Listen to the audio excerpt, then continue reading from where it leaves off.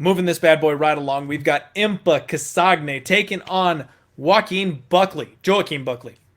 Now, I'm a little confused here. Impa Kasanganay is the guy that is riding super hot. Everyone loves this kid, worships the ground he walks on, already ready to proclaim him the next title holder. Comes off Dana White's Tuesday Night Contender Series, and he's got no picture. UFC, what are you doing? How does Joaquin Buckley, who's a short notice replacement, 0-1 in the UFC, have a photo, but Impa Kasanganay does not? What the hell? All right, here we go. So Impa 8-0, undefeated, taking on Buckley, who is 10-3.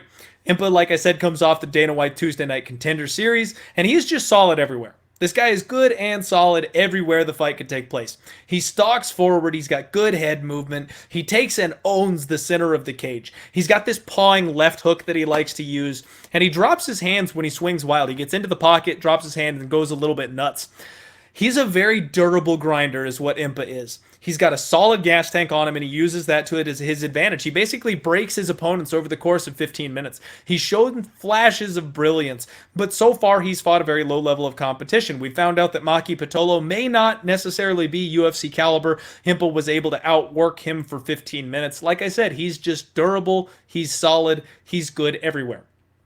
Buckley, on the other hand, his UFC debut was against Kevin Holland. Extremely short notice against Kevin Holland. He had his second fight in 8 days when he came in against Kevin Holland. Now, first off, Kevin Holland is not the guy you want to be making your UFC debut against. Second off, you want more than 8 days to prepare for a guy like that. So he came in with no game plan but to swing for the fences, and that's exactly what he did. Kevin Holland was able to clip him and put him down.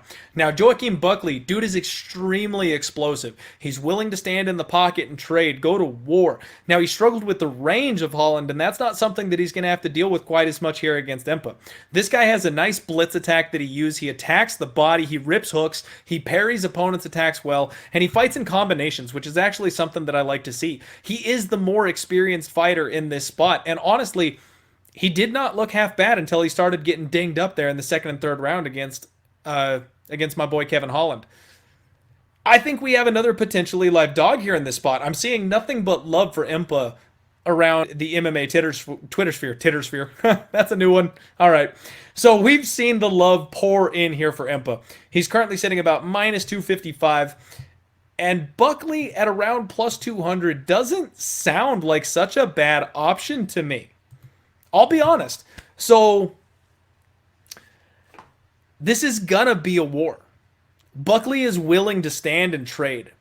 Impa's gonna be probably a little slicker, a little technical. The power, the explosiveness is gonna go to Buckley. It's gonna be a tight fight. Impa doesn't seem to be the type of fighter that can really put people away so far. He did have some big shots he landed on Maki Pitolo. We know Maki's relatively durable. But if you start getting to a slugfest with a guy like Buckley, you could be going to sleep. Like I said, Impa is solid, but when he gets in the pocket, he drops his hands. That's going to open opportunities for counters. Now, I know we've had a whole lot of new people tuning into the show. We've got a lot of new viewers. Those of you who have been with me for a very long time know things like this. But remember, when we're talking about betting UFC fights, you're closing two human beings inside of a cage.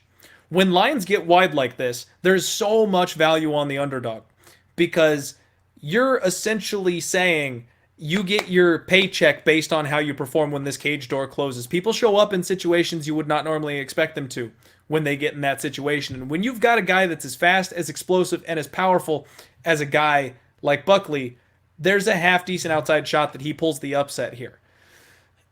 Impa has fought a questionable level of competition.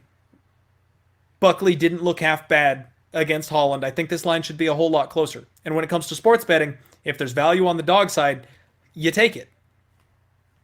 That's how this game works. We want to be right more often than we're wrong. If we take shots on the underdog side long term, that should pay us back if we are picking the right spots. Even if you have 2 or 3 losses, when you hit that 1 plus 250 underdog, it pays back both the losses and then some that you missed on.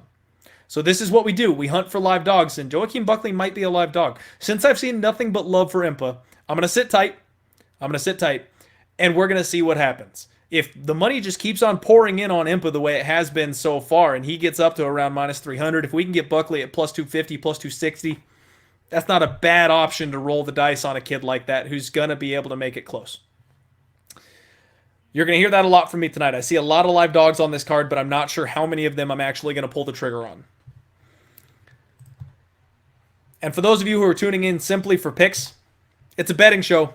We're looking to bet on things. So we're going to talk percentages. We're going to talk chances. We're not necessarily going to say this person is the pick to win, because that's not always the case.